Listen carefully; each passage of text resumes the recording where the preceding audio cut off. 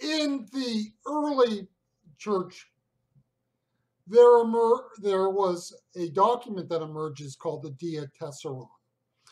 And this is just simply a harmony of the Gospels, where you take the four Gospels and try to bring them together to create one unified narrative of the story of Jesus.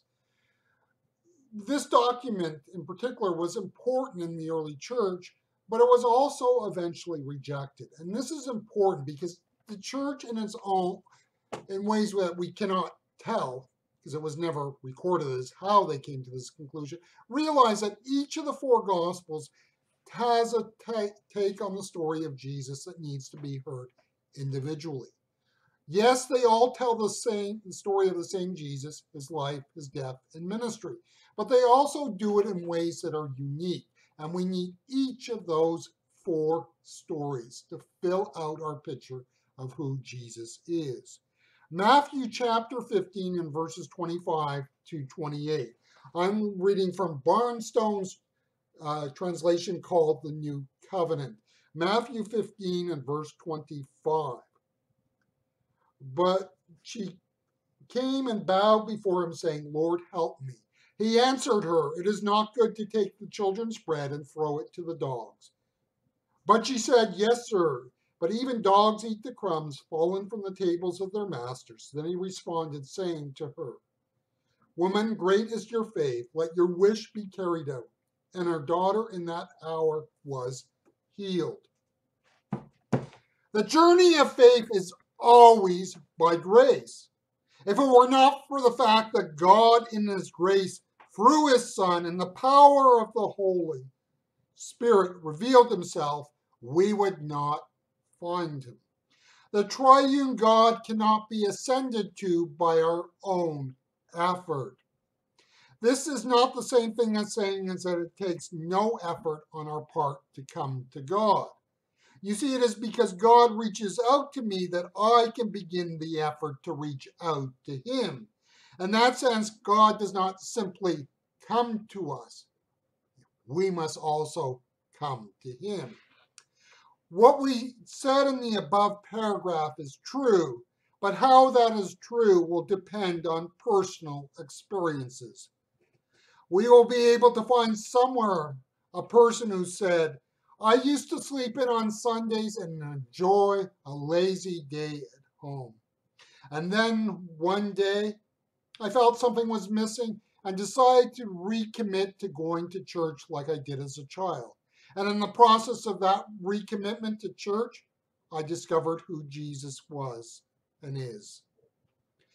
Or maybe the person who was an atheist and through a class at a secular university on world religions begins in a personal exploration of what the world religions are. And through this is led to discover what Christianity is about and who Jesus is. And through that comes to faith in Jesus Christ.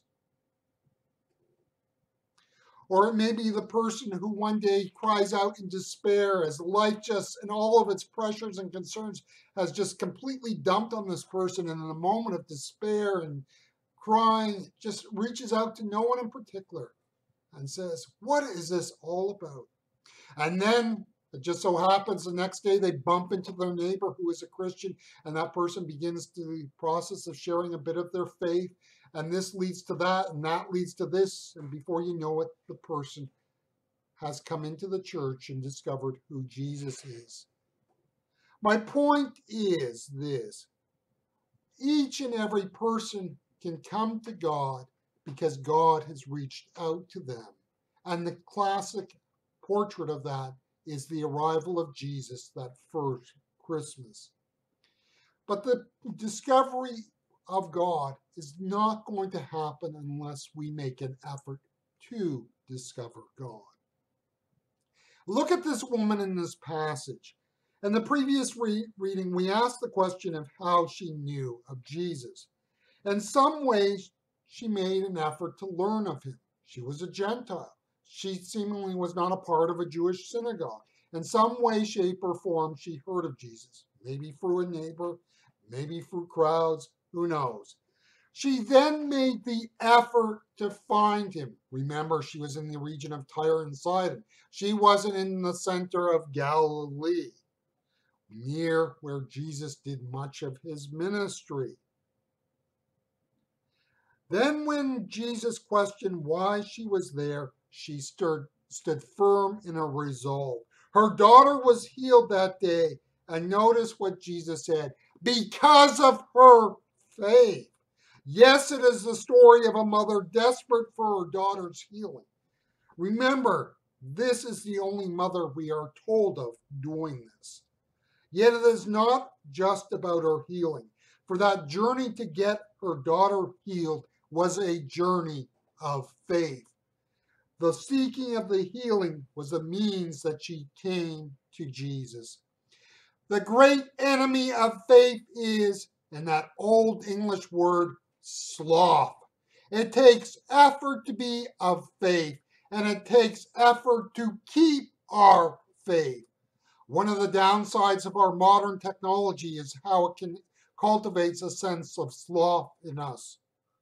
It takes a trip to the library to find out information about the coffee industry in my day and age growing up. I did a project in high school on this. To change a channel on television used to take effort. You have to, one time, actually walk across the living room to touch the buttons. Now you just use your thumb and a remote control.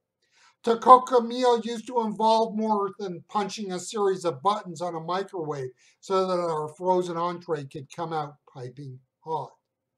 Sad to say, we can approach the Christian faith in the same way, with that spirit of sloth, that if it is to be, it can be done easily. No. If we want to come to faith and remain in faith, it takes effort. Yes, God has reached out to us, but we must make an effort to continually to reach out to him.